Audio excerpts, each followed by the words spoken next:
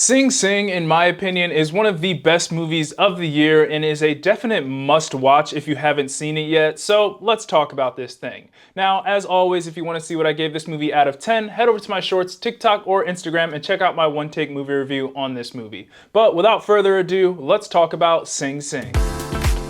So this movie follows the talented Colman Domingo's character known as Divine G, and it's based off a true story about a man who is wrongly incarcerated, but later finds purpose when he performs along other prisoners in a theater group. As always, starting things off with the good, and I of course have the highlight of the movie in Colman Domingo and just this entire cast. Now this cast is what makes this movie, and this thing is just simply not as good without this cast. I'll start with Colman Domingo, and I wouldn't be surprised if he got nominated for an Oscar for his performance in this thing. He was just phenomenal all the way through. I mean, he made you feel every little thing that his character felt throughout this entire thing, which made you super invested in not only his character, but the story that was going on as well. It felt like every line of dialogue that he spoke meant something, as he kind of served as the leader slash like wise man of this theater group. But I think not only the most interesting part of this movie, but also the most amazing part of this film is that the other prisoners actually played themselves, and they did a really good job,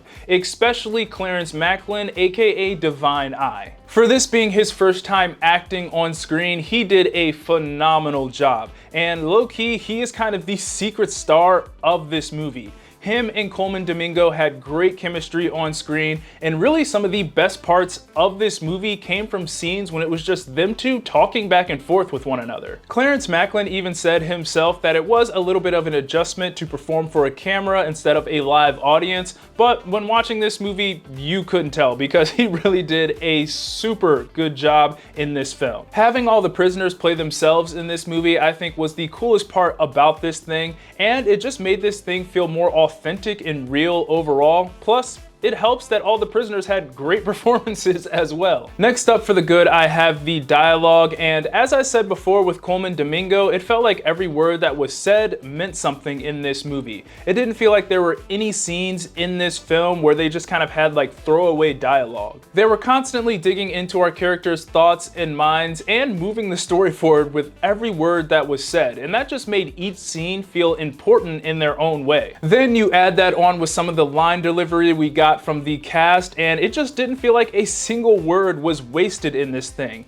And I guess that's more of a credit to the people who wrote the script, so kudos to you. And finally, for the good, I have the themes that were in this film. Now, in my opinion, I think this is one of the most important parts of this movie because some of the themes that they talked about and introduced in this thing are relevant to the world we live in and very important in my opinion. So overall, this movie was simply about brotherhood, but it was also about men being vulnerable with one another and being in tune with all of their emotions. And in a world where men are labeled as weak for showing their emotions, this film showed that it's actually completely healthy to do that. We really see this with Clarence Macline, aka Divine Eye. His character very much starts off with this hard shell, and he's almost too cool for this theater group, but as this movie goes on and he begins to be vulnerable and a little bit more open with this group, we see him become the person that he didn't know he was. And that's really what this movie is all about, is discovering things that are inside of you that you didn't know were there. And on top of that, I think some of the strongest moments in this film is when we saw our cast of characters open up to one another,